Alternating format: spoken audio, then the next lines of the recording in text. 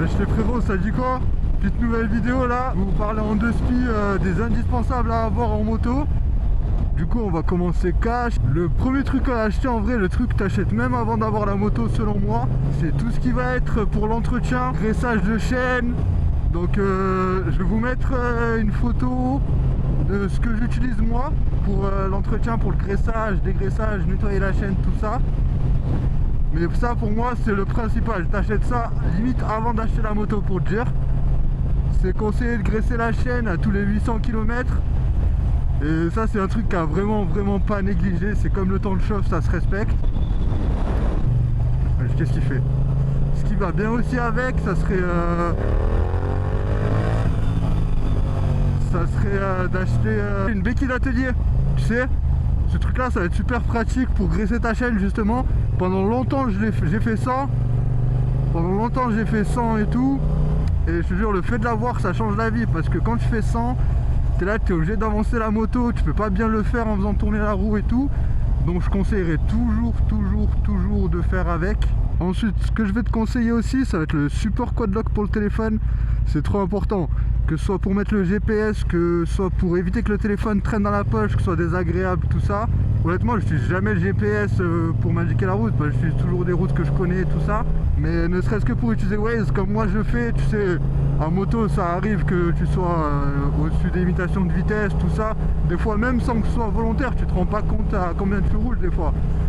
Et du coup c'est trop utile pour t'indiquer la police, le ci, le ça, le là. Après ce que je vais te conseiller aussi, du coup de ce qui est obligatoire, ça va être les gants et le casque. Le casque, moi je suis un sgeg, je roule aussi en jet et aussi en intégrale. Je conseillerais toujours l'intégrale en termes de protection, il n'y a rien de mieux. Même si moi mon casque jet je le kiffe et je m'en sers souvent, je trouve ça top et tout, mais casque intégral, il n'y a rien de mieux en termes de sécurité, tout ça. Casque intégral, c'est une question de goût, donc après ça, tu prends ce que tu veux. Après, je te conseillerais pas de prendre un truc bas de gamme non plus. Là, moi, ce que j'ai, c'est le AGV K1. AGV K1, ça fait large l'affaire, tu vois. C'est pas cher, pourtant, c'est à la sortie du bas de gamme pour dire.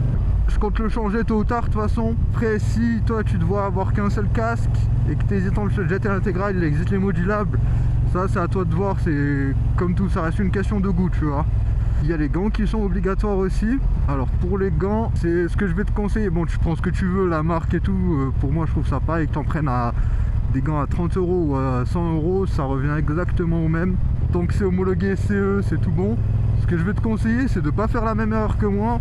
Moi j'ai des Alpinestar, je ne saurais pas te dire lesquels. C'est des mi-saison. Le problème c'est que moi je roule toute l'année. Et en hiver je me les gèle avec. J'ai des sous-gants en dessous. Je te jure que ça suffit pas en hiver, je me gèle quand même les mains.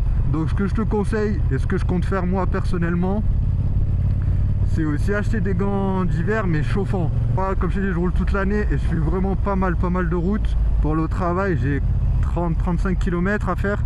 Donc aller-retour, t'es à 70. Donc ouais, vraiment je roule pas mal. Je compte investir sur des gants chauffants. Donc ce que je te conseillerais aussi pour l'hiver, tu te prends des petits gants chauffants. Et pour le reste de l'année, tu te prends des gants mi-saison. Ça suffit largement. Même les gants été, je trouve pas ça super utile, tu vois. Genre des gants mi-saison, ça fait très bien l'affaire même en été. Donc ouais, je vais te conseiller des gants mi-saison pour tout le reste de l'année. Ça fait largement l'affaire. Et du coup, pour rester pour les indispensables, on va dire en hiver, moi ce que je me suis commandé, c'est une veste chauffante. De toute façon, tout ce que je dis, je vais essayer de soit mettre les liens en bio, soit aussi de t'afficher l'image sur la vidéo. Un truc en plus à rajouter aussi pour lutter contre le froid, c'est la cagoule. Cache-cou, ça va te protéger du vent, ça va te protéger tout. Bon, on sait tous à quoi sert une cagoule, donc je te conseillerais aussi la cagoule. Je suis pas trop fan du cache-cou, moi, je préfère vraiment avoir la cagoule en entier et tout. Même pour la propreté, la cagoule, je trouve ça utile dans le casque parce que tu transpires dedans. Donc je te conseillerais toujours d'utiliser aussi la cagoule pour ça. Putain, c'est quoi ce monde?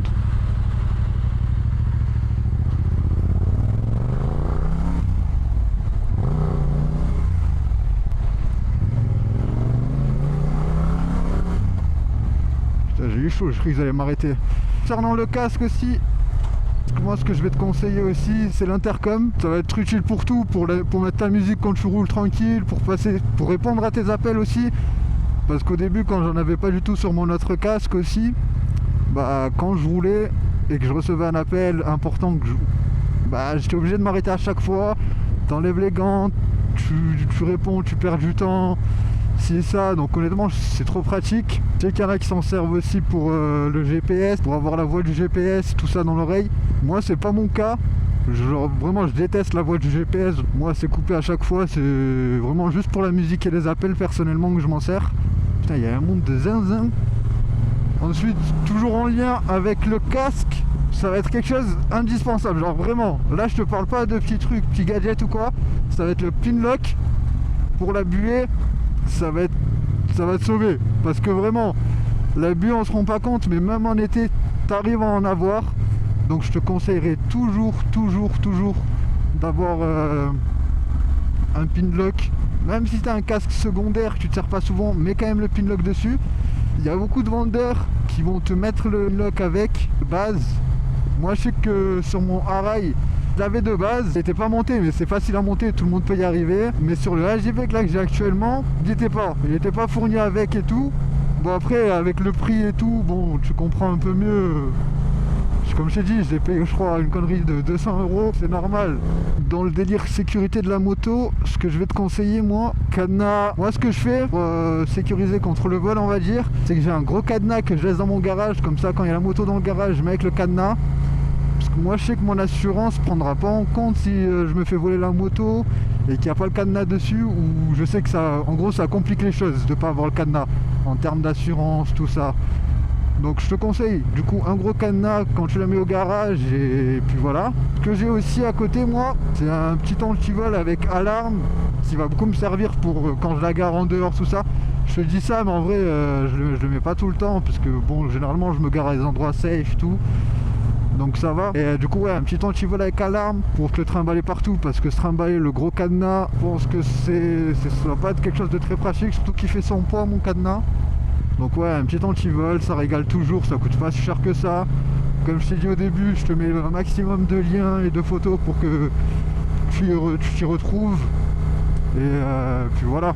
Pour protéger la moto, moi ce que je te conseille, c'est des embouts de guidon, je sais pas si tu les vois bien. Ça régale en cas de chute, tu sais que le levier il prend pas. Faites pas la même erreur que moi. Moi j'ai pris un vieux truc chinois, tout ça, je sais que ne va pas tenir à la première chute. Il y a aussi les crash bars, il y en a pour tout type de moto, les crash bars. Mais ça aussi super utile. Moi j'ai fait une chute à faible allure et j'avais pas les crash bars, c'était au tout début. Si j'avais eu les crash bars, ça m'aurait empêché de péter mon clignotant droit que j'ai dû changer. Bon dans tous les cas je voulais le changer et tout pour mettre des clignotants LED. Mais ça m'aurait évité ça m'aurait évité de le faire dans l'urgence on va dire entre guillemets. Concernant la protection du corps en dehors des gants et des casques qui sont obligatoires, les vestes, les trucs full cuir, tout ça, moi honnêtement je suis pas un adepte de ça. Dire la vérité, ça m'arrive même de rouler en t-shirt, tout ça. Pas la meilleure chose à faire, je le sais très bien, je suis conscient des risques et tout. Mais je roule aussi avec une veste Alpinestar, une sorte de sweat et tout, coquet. Et esthétiquement je trouve ça beaucoup mieux que la veste en cuir ou le blouson de base. Donc je vais te mettre le lien et une photo. Je sais qu'il est un peu compliqué à trouver, les stocks sont compliqués parce qu'il est très demandé. Ça je trouve ça pratique quand tu as envie d'un truc qui soit quand même un minimum joli esthétiquement. T'es pas fan du full cuir, mes couilles, tout ça. Donc ça je vais te le conseiller. Et après si tu roules quand même sans blouson et tout, ce que je vais te conseiller au minimum frérot, là, la moto c'est un kiff, c'est une passion, tout ce que tu veux, tralala. Ouais je t'avance toi. Ah ouais super lent. Ce que je vais te conseiller du coup au minimum en vrai mon frère, c'est prends-toi une dorsale. Une chute ça peut vite arriver et serait con de finir paraplégique parce que t'as pas voulu te protéger un minimum. Je dis ça mais je suis pas un exemple là, me prenez vraiment pas comme exemple. Concernant le support quadlock, je sais que je fais tout à l'envers, qu'il n'y a pas d'ordre dans ce que je dis et tout. Mais bref, je reviens sur le quadlock. Quand tu as une sportive, tu vas enlever l'écrou de colonne directionnelle pour mettre le quadlock à l'intérieur. Fais pas la même erreur que moi. Achète-toi directement le boulon qui va remplacer cet écrou. C'est un boulon avec un trou au milieu. Je vais pas te mettre le lien directement parce que ça dépend de chaque moto. Même sur la même moto mais qui n'est pas d'une même année, ça peut varier. Donc je vais juste te mettre le site. Ça s'appelle Pro je sais plus quoi en vrai. Donc je vais te mettre le site, tout ça. Comme ça tu pourras chercher par toi-même, mais fais pas cette erreur. Fais pas la même erreur que moi, l'oublie pas. Mets-le, je te le conseille fortement. Ce que je vais te conseiller, c'est les protections réservoirs. Protection réservoir trop utile. Putain ce feu de merde.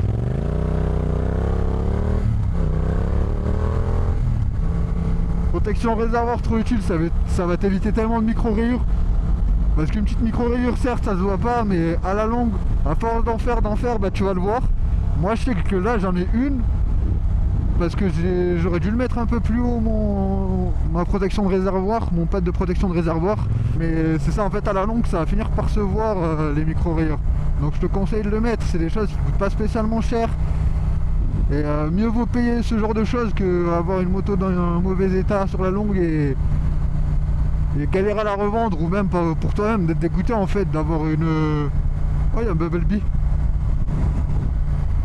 Même pour toi d'être dégoûté du coup d'avoir une moto abîmée, tu vois. Bon, du coup mon frérot, on arrive à la fin de la vidéo. J'espère que t'as kiffé, que ça t'a été utile.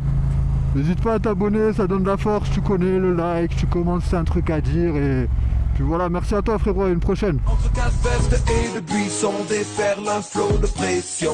Chaque partie porte son lot de frissons. Partage, fair play. Tous parés pour la compétition, symbole d'une génération.